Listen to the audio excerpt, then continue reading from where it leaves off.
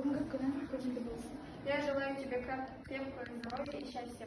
Бүгінгі күніңе сәттілік. Тебе удачи. Барлық күніңе сәттілік. Ішінен өзіміз ұнатқан жемісті таңдап алайық. Ал, таңдай.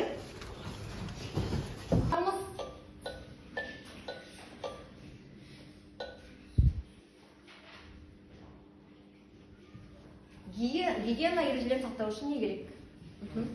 Және де тырнақты алу керек, өткен тырнақтың ұшында, астында паразиттердің жұмыртқалары болады. Және де қоғамдық жерлерде жеке гигиенаны сақтау керек. Дұрыс, жақсы. Және осы дәрумендер жетіспеушілігінен болатын ауру түрлерін сипаттау болып табылады. Енді балалар қазір осы үш сұрақты сендерге алдымен оқимын. Осыдан кейін бейнежазба көрсетемін.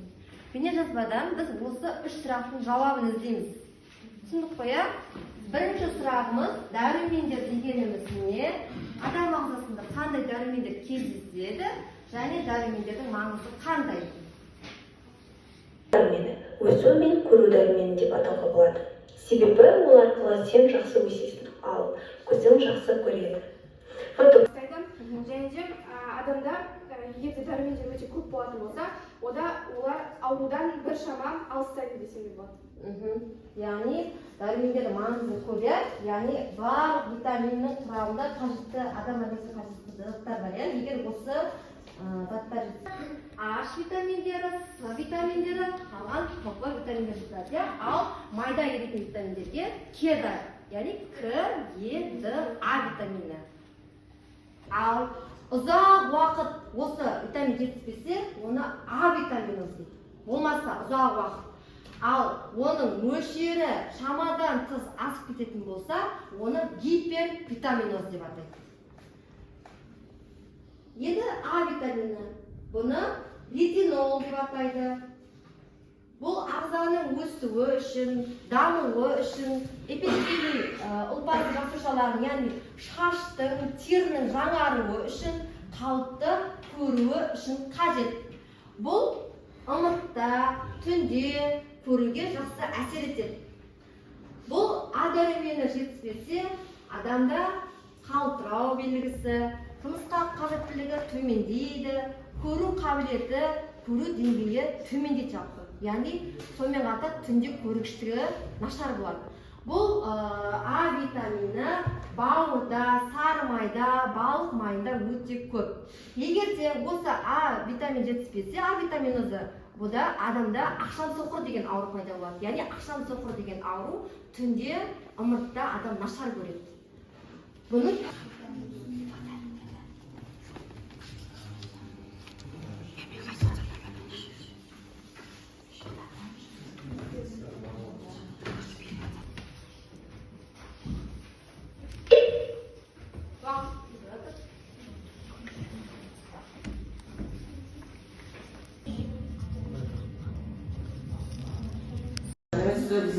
Бізде бүгін витамин жетіспегендіктен қандай ауру түрлері бар екенін айтамыз.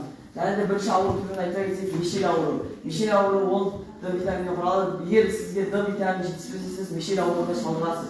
Ал екінші бізде құрқылар.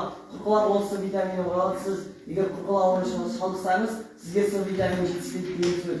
Ал бізде үшінші аурумыз тиамин. Тиамин ауруына В1 витамині жетіспегендіктен болады. Ал бери-бериге оған В витамині жетіспегендіктен болады. Балалар, мына жерде тиамин деген ауру жоқ, қателесіп кетті. Бұл мына витаминнің атауы тиамин деген. В1 витамин жетіспеушілігіне туындайтын ауру, яғни бери-бери деп аталады. Но тиамин атаулары, мысалы А витамині ретинол деп аталады, С витамині кальциферол деп аталады. Тағы қандай қосымша витаминдер бар? Ақшам соқыр ауру ол А витамин жетіспеушілігі.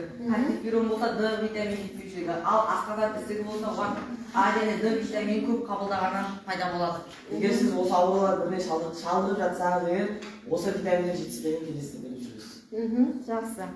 Жақсы. Келесі топ, яғни сіздерге берілген тапсырма дәрумендердің мөлшеріне байланысты жіктелу, дәрумендердің жіктелу және осы дәрумендердің сақталуын қалай сақталу керектігін түсіндіру. Бізде адам үшін, ағза үшін қажетті бір тәулікте керек мөлшер, ол бізде 180-200 миллиграмм тұрады. Сонымен қатар, егер де адам ағзасының дәрумендер азаятын болса, бізде А витаминоз, гиповитаминоз, және гипервитаминоз сияқты аурулар пайда бола бастайды. Сонымен қатар біз мөлшеріне күнде әртүрлі тамақ, тұрақты емес енді біздің жеген тамағымыз. Сондықтан үнемі әртүрлі жейміз. Бірақ та ол егер де біз мөлшеріне көп жеп қоятын болсақ, онда ол үлкен ағзаларға үлкен аурулар туындайды.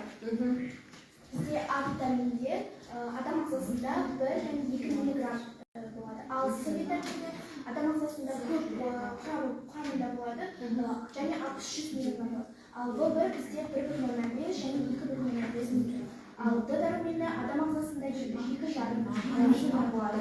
В2 дәрумені адам ағзасында 2 және 2,5 миллиграмм болады. П дәрумені адам ағзасында 15 және 20 миллиграмм болады. К дәрумені адам ағзасында 0,2 және 0,3 миллиграмм болады. Жақсы. Енді балалар, тағы бір сұрақ бар еді. Тамақ өнімдеріндегі дәрумендер сақтауды түсіндіру. Қалай сақталатын еді? Оны адам ағзасында көп мөлшерден артық жемеу. Сонымен қатар жалпы С витамині қандай? Көбірек жаңағы жемістің құрамындағы немесе тағамның құрамындағы витаминдер сақталу үшін көбінесе тоңазытқышта қалдыруымыз керек, және оны эмаль ыдыста қайнатқан дұрыс көбінесе. Өйткені кәдімгі темір ыдысқа қайнатқан кезде оның бойындағы керекті заттар жойылып кетеді екен, яғни осы сақтау жолда. Жақсы. Келесі топ отырамыз. Келесі топ, үшінші топ.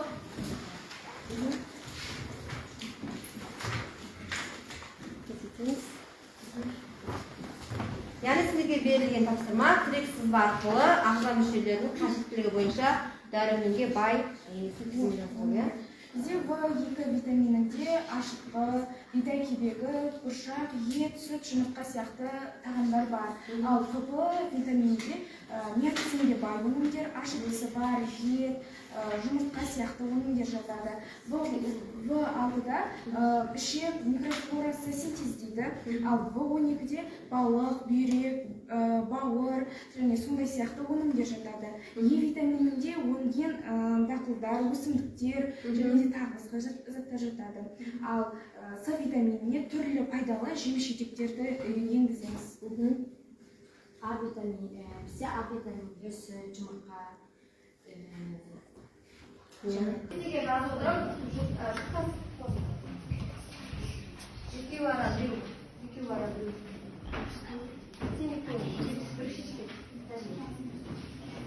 Ол майда ериді, және оның мөлшері 1 миллиграмм. Ол сүйектің қатайына пайдасы бар. Және бере ол В1-дің жетіспегендіктен суда ериді. Ол мөлшері 1,5 миллиграмм, және ол жүйке жүйесіне пайдасы бар.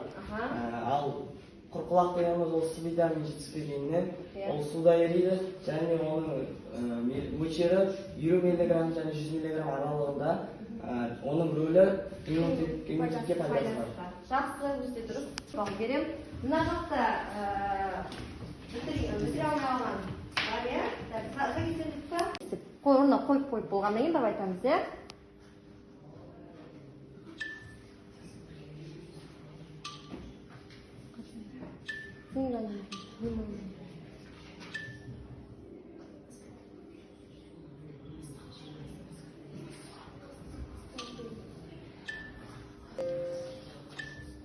Аскорбин.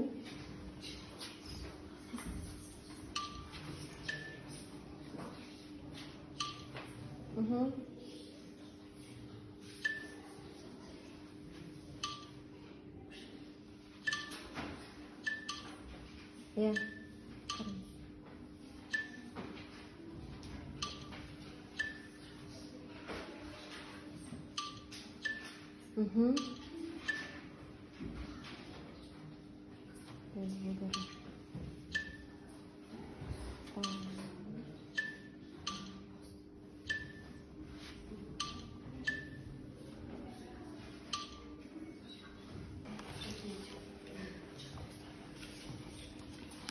есімім сақтадық.